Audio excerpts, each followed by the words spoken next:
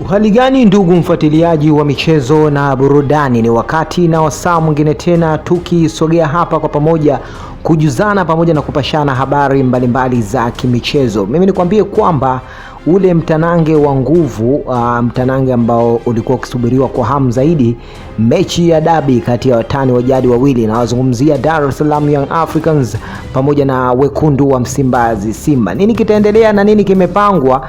Tuwasikie na tuweke umakini katika yale ambayo walimu kutoka pande zote mbili wameweza kuzungumza. Kwa upande wa Yanga tumeweza kuona kocha Pedro Goncalves alivyotamba na kufunguka kwamba ushindi ni kawaida yake, hachukuliagi poa hata siku moja. Anaamini kwamba anaenda kubeba ushindi huu kwa kishindo kwa mara nyingine tena.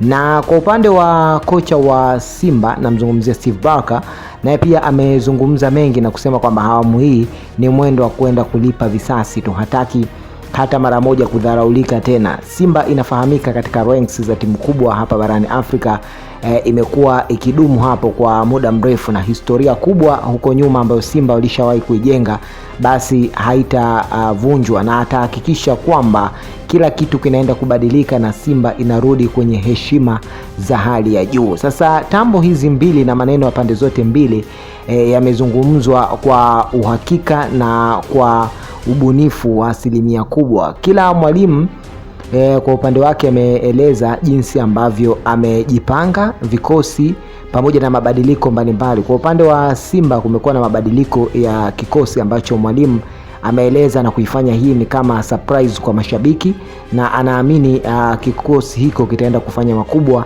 pengine zaidi ya vile ambavyo watu wamezoea kushuhudia, sababu mechi ya dabi ni mechi kubwa, si mechi za kuzichukulia poa wala za kuleta mazoea kama vile ambavyo watu huwa wanazichukulia kawaida. Sasa yote haya yamekuwa yakielezwa na yakizungumzwa, mashabiki wakiwa wanasikiliza na wanatoa maoni yao. Mojawapo ya maoni makubwa ya mashabiki ni kwamba mwalimu anatakiwa ahakikishe anakuwa makini zaidi, sababu mechi hii ndio inaenda kupandisha Simba na kuonyesha kwamba Simba kweli ni wakubwa na heshima yao bado inabidi izingatiwe hapa nyumbani Tanzania, lakini pia na barani Afrika. Lakini baadhi ya mashabiki wamezungumza kwa ukubwa sana, na kwa yale ambayo aliongea kocha ameyajibu kama ifuatavyo. Kabla sijaendelea kukwambia kocha Baka amejibu nini, hakikisha kwanza umejiunga nasi hapa ili usipitwe na habari pamoja na matukio yanayozidi kutrend kila siku kuhusiana na soka na habari hizi za Young pamoja na Simba na timu mbalimbali.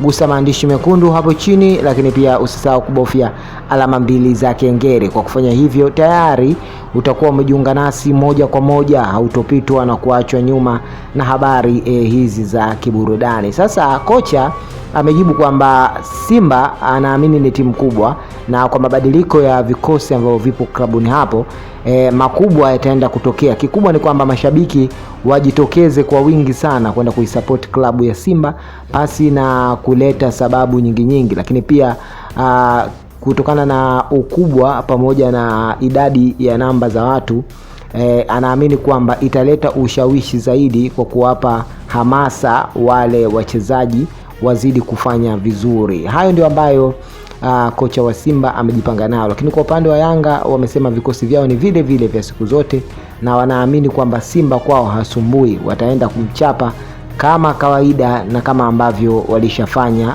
misimu iliyopita.